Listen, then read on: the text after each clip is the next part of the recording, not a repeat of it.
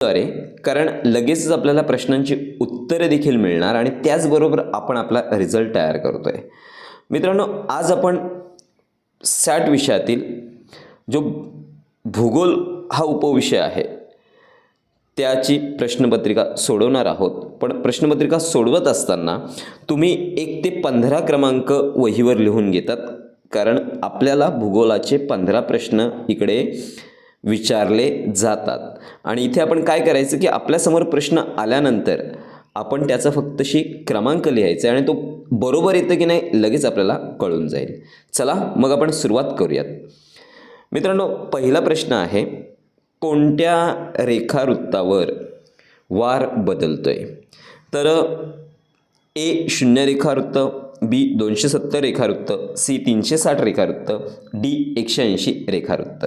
तर यापैकी योग्य क्रमांक आहे डी 180 रेखावृत्त. प्रश्न दुसरा, खालील पर्यायांपैकी पृथ्वीच्या अंतरागांच्या कोणत्या विभागाची सरासरी जाडी 30 ते 35 किलोमीटर मानली जाते? तर आता मी पुन्हा पुन्हा पर्याय वाचण्यापेक्षा थोडा काही सेकंद वेळ तुम्हाला मिळतो आणि लगेचच आपण उत्तर मार्क करतोय, म्हणजे आपला वेळ वाचेल, व्हिडिओसमोर जास्त वेळ देखील राहायला नको. इथे उत्तर आहे भूकवच. आपण तिसऱ्या प्रश्नाकडे जातोय. तिसऱ्या प्रश्नासाठी थोडा वेळ घ्या, थोडा मोठा प्रश्न आहे आणि इथे ऑप्शन आपल्याला इलिमिनेट करायचे आहेत, म्हणजे काढून टाकायचे आहेत. प्रश्न तिसरा आपण बघतोय, खालीलपैकी चुकीचे विधाने ओळखा. त्यामध्ये पहिलं म्हटलंय, भूखंडीय कवचाची जाडी महासागरीय कवचाच्या जाडीपेक्षा जास्त असते. दुसरं, भूखंडीय कवचाला सायमा म्हणतात. तिसरं, महासागरीय कवचाला सियाल म्हणतात.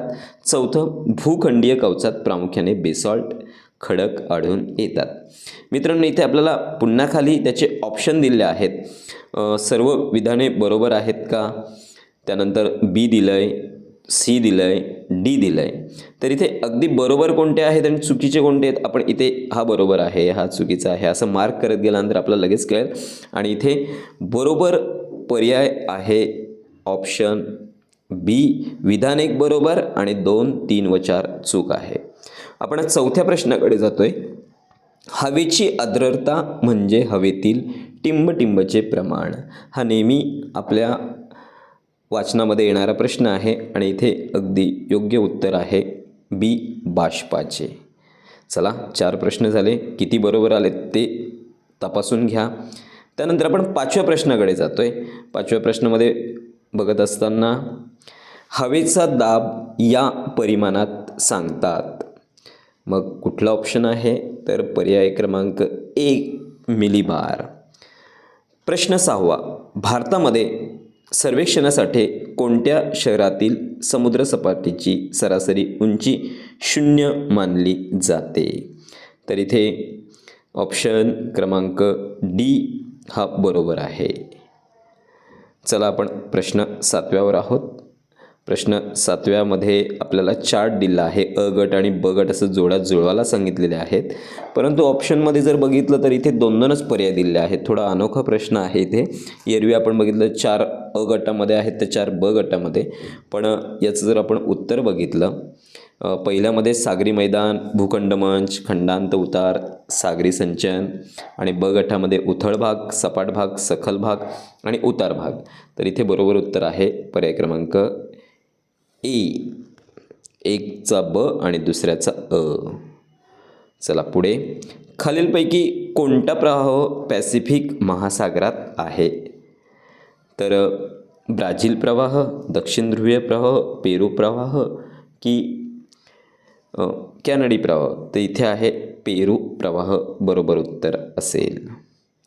पुढे आपण जातोय, सागरी प्रवाहातील पाण्याच्या विसर्गाचे एकक. 9वा प्रश्न आणि याचं उत्तर सगळ्यांना माहिती असेल, नेहमीचा आपल्या परिचयाचा प्रश्न आहे आणि आपण या प्रश्नांचा सराव करून घेतोय.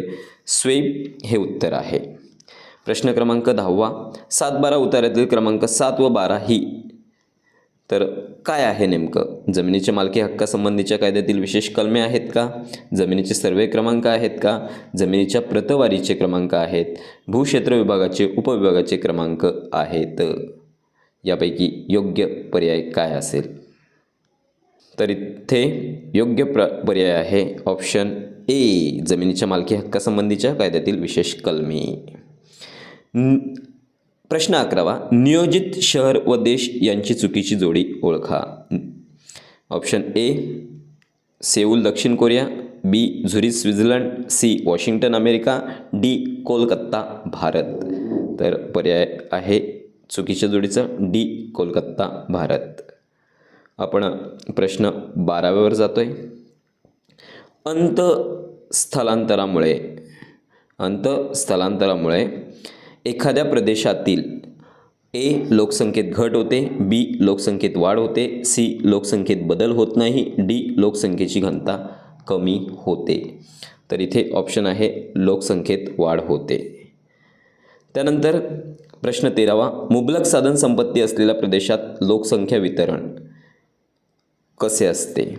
तर ए दाट असते, बी कमी असते, सी विरळ असते आणि डी असमान असते. तर करेक्ट आन्सर आहे दाट असते.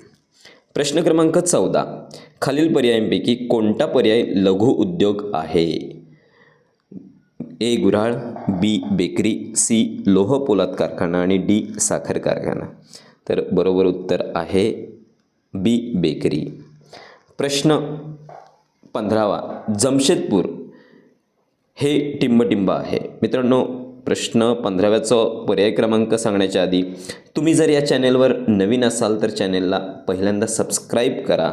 कारण जर तुम्ही सबस्क्राईब केलं तर तुम्हाला पुढच्या व्हिडिओज बघायला मिळतील. आणि ही जी व्हिडिओ आहे, ही जी क्वेश्चन बँक आहे, इतर विद्यार्थ्यांपर्यंत पण पोहोचवाल. प्रश्न 15वा, जमशेदपूर हे काय आहे तर एक औद्योगिक केंद्र आहे. धन्यवाद मित्रांनो.